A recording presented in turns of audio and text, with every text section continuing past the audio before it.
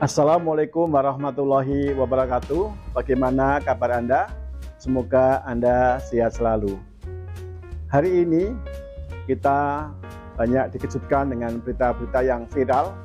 Salah satunya adalah berita viral yang positif yang bersumber dari media sosial. Kita bisa menyaksikan seorang pengusaha real estate dari Gerobokan, Joko Suranto, yang kini tinggal di Bandung, kembali ke kampung halamannya dengan membangun jalan beton sepanjang 1,8 km.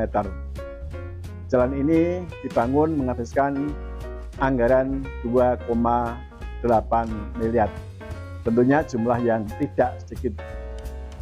Bagaimanakah kondisi ini bisa terjadi? Padahal kalau Anda dan kita semuanya sudah mempelajari dalam mata kuliah akuntansi sektor publik bahwa pengelolaan dana anggaran yang kita lakukan saat ini sudah berpindah dari anggaran yang tradisional menuju anggaran new public management, khususnya menggunakan anggaran kinerja atau performing budgeting. Kalau anggaran tradisional, kita lihat di sana bahwa model-model penganggarannya masih menggunakan tradisi atau kebiasaan, di mana dalam pengelolaannya anggaran ini hanya copy paste dari anggaran tahun sebelumnya dinaikkan sekian persen. Kemudian item-item yang akan dimunculkan dalam pos anggaran sudah baku. Gampangnya sudah ada template-nya, tinggal mengisi saja tanpa ada kajian-kajian yang mendalam terhadap faktor lingkungan. Dalam anggaran kinerja, performance budgeting yang kita gunakan saat ini sebenarnya sudah menggunakan konsep value for money, yaitu menggunakan konsep pendekatan ekonomis, efisiensi, efektivitas, input, output, dan outcome. Artinya dalam penganggaran itu betul-betul harus memperhatikan terhadap kebutuhan-kebutuhan yang selayaknya harus dibiayai, melihat pada kondisi yang ada di lingkungannya. Setiap sen dana yang dikeluarkan harus dapat dipertanggungjawabkan. Kemudian juga menggunakan konsep pengelolaan, tata kelola keuangan yang baik.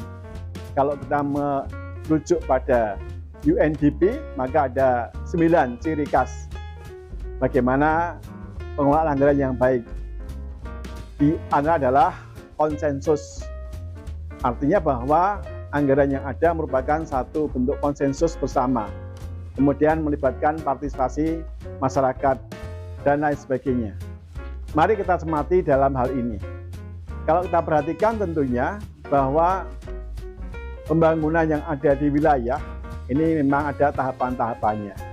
Kalau jalan desa yang ada di tempatnya Pak Joko Suranto tadi, yang berada di Desa Jetis Karangrayung ini, tentunya merupakan kewenangan desa untuk membangunnya.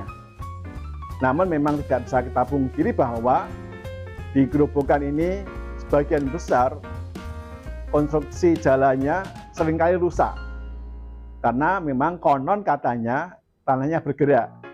Nah, sehingga kalau Anda ke Gerobokan ada anekdot ya, kalau Anda dari satu tempat ke tempat lain naik mobil terbangun, itulah saat Anda berada di Gerobokan. Karena sebagian jalannya memang tidak terawat, banyak yang rusak. Walaupun hari ini sudah ada peningkatan-peningkatan. Nah, sehingga di sini tentunya kita harus bisa melihat ya secara objektif bagaimana seharusnya memprioritaskan pembangunan-pembangunan yang ada di pedesaan. Memang tidak menutup kemungkinan bahwa pembiayaan dalam pembangunan ini melibatkan partisipasi masyarakat. Ini merupakan juga salah satu tamparan bagi pemerintah desa, pemerintah daerah, Gerobokan maupun provinsi tentunya, yang hingga hari ini memang pembangunan-pembangunan infrastruktur seringkali terabaikan. Kalaupun ada pembangunan, seringkali pembangunan ini tidak bisa digunakan dana dengan cara yang ekonomis, efisien, dan efektif. Terbukti bahwa banyak sekali dana yang dianggarkan tidak sepadan dengan hasilnya. Apalagi kemudian ada alibi, ada alasan bahwa gerobokan memang tanahnya bergerak. Nah, sehingga dimungkinkan besaran anggaran yang diserap, yang digunakan untuk membangun jalan, ya bisa kita ketahui seberapa besar dana yang betul-betul diserap. Inilah tentunya butuhnya partisipasi masyarakat. Selain dengan swadana, kemudian swadaya juga pengawasan terhadap pembangunan yang ada di wilayahnya. Hal ini menarik sekali ya, sehingga mengundang juga komentar dari Bupati Gerobokan Bu Sri Sumarni maupun dari Gubernur Jawa Tengah Pak Ganjar Pranowo, bahwa beliau juga mempersilahkan saja kalau ada warganya yang ingin ikut serta dalam membangun desanya, itu dipersilahkan. Karena dalam proses penganggaran memang bentuk partisipasi masyarakat bisa diadopsi. Namun juga di sisi lain tentunya perlu adanya perbaikan-perbaikan dari aparat pemerintah tingkat desa sampai dengan tingkat kabupaten, bahkan provinsi, bahkan juga seluruh Indonesia, tentang bagaimana mensikapi proses penganggaran kita ini yang sudah menggunakan performance budgeting, anggaran kinerja. Jangan sampai anggaran kinerja ini hanya bungkusnya saja, namun isinya tetap menggunakan anggaran tradisional. Bagaimanakah untuk Anda? Untuk itu, jawablah pertanyaan di bawah ini. Apa komentar Anda terkait dengan kasus ini? Di mana seorang pengusaha estate yang berasal dari Gerobokan, kemudian membangun jalan desanya sepanjang 1,8 km dengan biaya sekitar 2,8 miliar. Coba Anda tanggapi dari sisi value for money, ekonomi, efisiensi, dan efektivitas.